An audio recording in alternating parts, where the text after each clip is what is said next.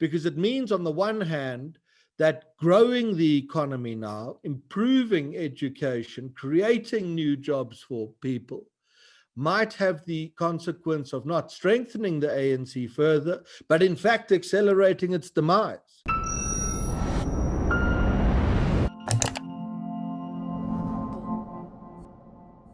Who is the ANC's core constituency and why do they continue to loyally support the party?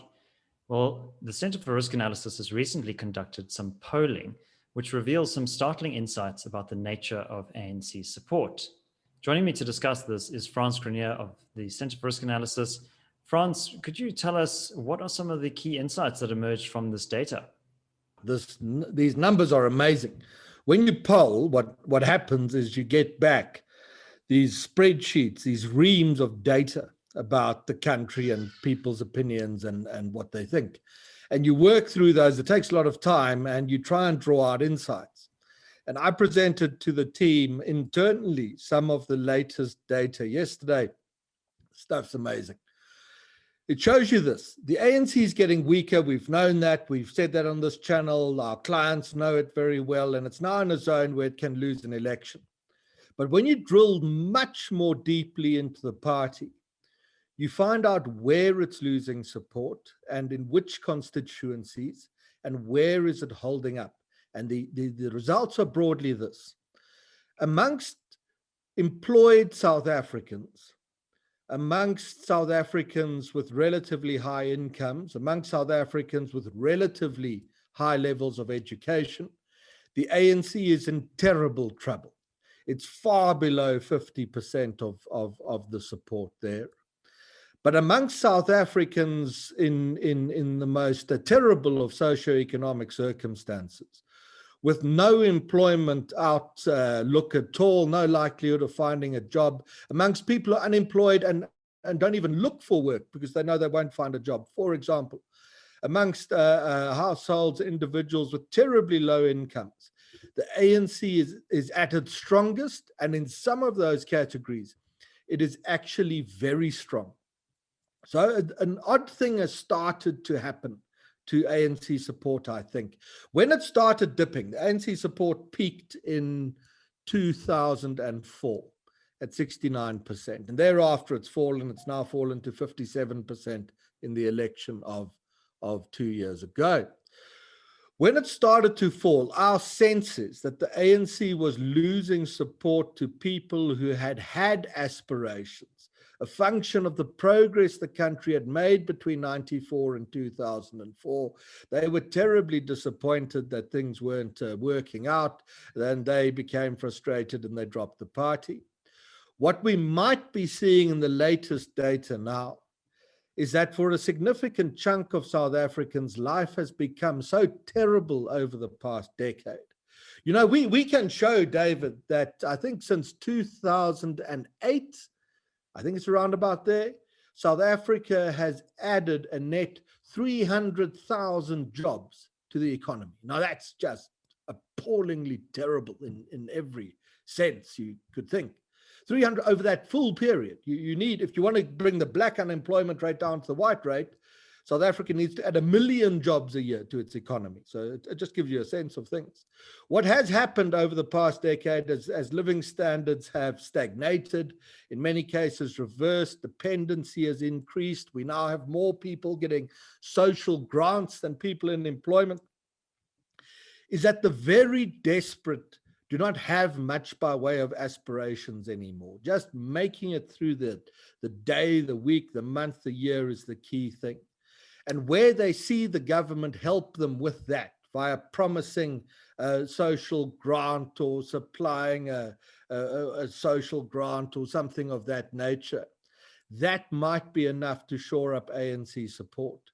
And what that means, the implication of it, if we're right, is very significant.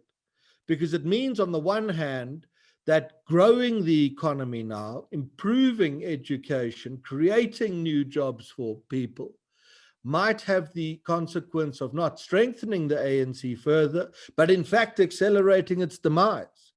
Whereas the desperation of millions of households, 2 million jobs lost in the lockdown, this desperation might oddly become a political asset, helping the ANC to shore up its flagging fortunes in the decade ahead.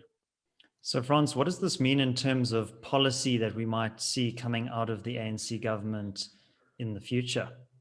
Yeah, well, what it means, this is why it's important to get proper strategic advice on South Africa and think through the issues. Don't just buy into the cliches that, of course, Ramaphosa and the ANC will reform because that is the obvious and logical thing to do to secure their survival. That is no longer the case here. It is no longer obviously the case.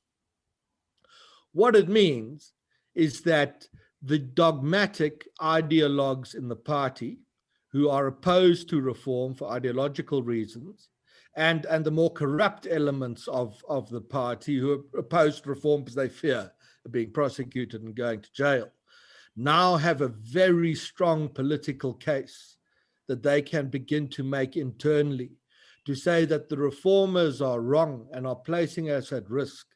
And our best case, long-term survival, is actually to be very cautious about introducing reforms, whether in education or employment or the private sector or anywhere else, that frees people from state dependency, because we're in deep trouble now.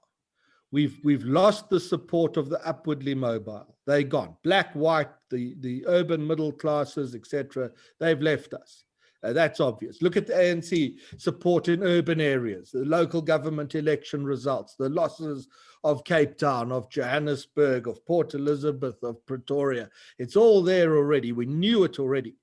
But what we've now got is a new piece of substantiating data to show that poorer and more desperate people, for the time being, may be more loyal ANC supporters, more loyal to the party and voting for it, than people who have jobs and who see their own property and see their lives beginning to improve. And that is a very perilous point for South Africa to have reached.